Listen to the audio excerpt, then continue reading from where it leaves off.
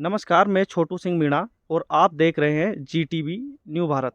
आप मेरे बैकग्राउंड में देख ही पा रहे होंगे कि कितना शानदार ब्रिज है। ये ब्रिज है मध्य प्रदेश और राजस्थान की सीमा पर, पाली नदी के ऊपर ये बना हुआ है, तो इसे पाली का पुल कहते हैं। आखिर हम यहाँ पर आए हैं उसकी भी वजह है, और यहाँ पर जो वीडियो बना रहे हैं उसकी भी वजह है। वो भी हम आपको पॉइंट टू पॉइंट समझाएंगे, उसके लिए धैर्य बनाए रखें।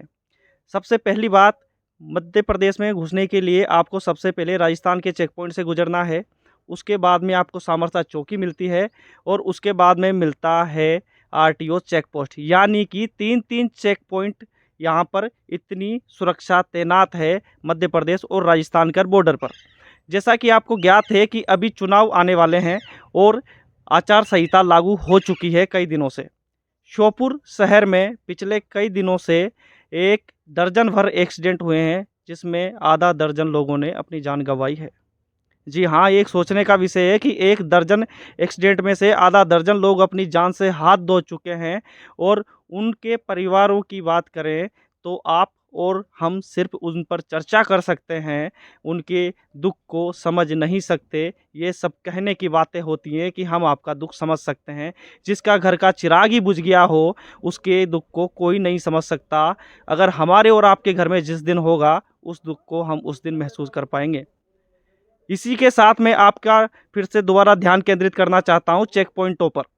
आखिर एक्सीडेंट की बात क्यों की? क्योंकि इन्हीं चेक पॉइंटों के द्वारा पूरे शहर में, श्योपुर में, राजस्थान से मध्य प्रदेश में जाती है रेत।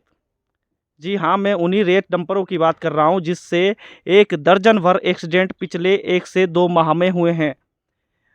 पूरे दिन भर और रात के अंधेरे में जो ट्रैक्टर चलते हैं उनमें ओवरलोडिंग होती है, और रेत का धुआंधार व्यापार चल रहा है। जी हाँ, आपको बता दें कि एक दर्जन एक्सीडेंट में इन्हीं रेत वालों की आधी ट्रोलियां थी, जो कि हाई स्पीड ओवरलोड की वजह से हुई है, जिसमें एक 7 साल का मासूम बच्चा भी था। रूह कपा देती है वो तस्वीरें जब सामने आती है कि हाल ही में वीरपुर में एक्सीडेंट हुआ था, तो उन परिवारजनों को सिर्फ 50-50 हज़ार का मुआवजा सरकार द्वारा दे दिया गया था। तो क्या आम जन की जान इतनी सस्ती हो गई है कि 50,000 के मुआवजे से उसकी घर की क्षतिपूर्ति पूरी हो जाए? उसके घर की क्षतिपूर्ति नहीं श्रीमान जी, उसकी जनहानि पूर्ति हो जाए। दुनिया में कोई ऐसी ताकत नहीं बनी कि आप जनहानि का पूर्ति कर सकें। मैं यहाँ पर बात करूँगा चेक पोस्टों की। क्या ये चेक पोस्टों पर जो वाहन हैं उनकी चेकिंग कितनी सावधानी पूर्वक की जा रही है?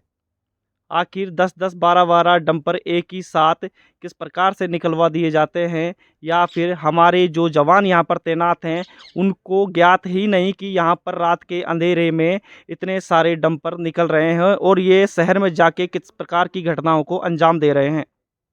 जी हाँ, यहाँ पर सामरसा चौकी है, उस पर भी उन पर कोई कार्यवाही नहीं की जाती।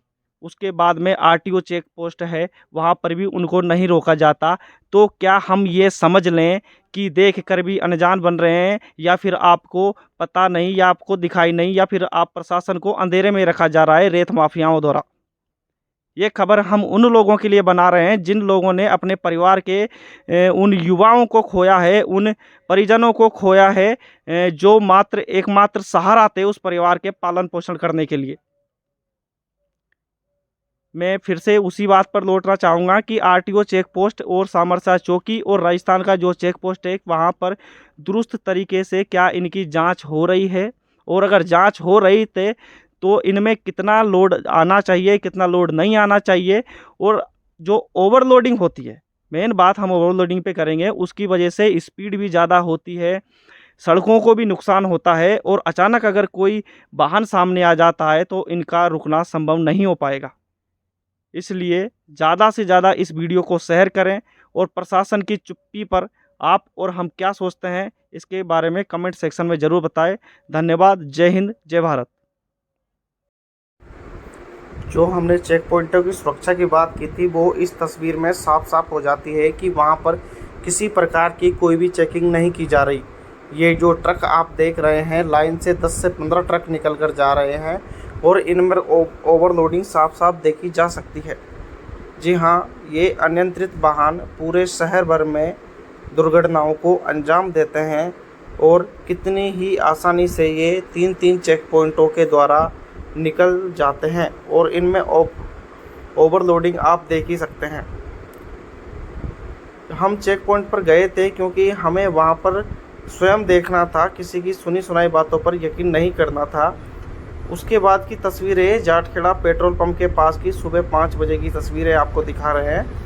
सुबह 5 बजे के बाद ये लोग यहाँ से लाइन से ट्रकों को खड़ा करके, डंपरों को खड़ा करके पूरे शहर में अवैध रेत का व्यापार करते हैं, जिससे कई लोगों की जान जा चुकी है।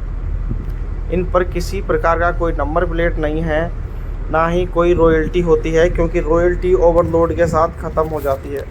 अब आपको बिना नंबर प्लेट वाले कुछ ट्रक दिखाई देंगे। जी हाँ, ये है बिना नंबर प्लेट वाले ट्रक। आखिर कोई एक्सीडेंट हो जाएगा तो जिम्मेदारी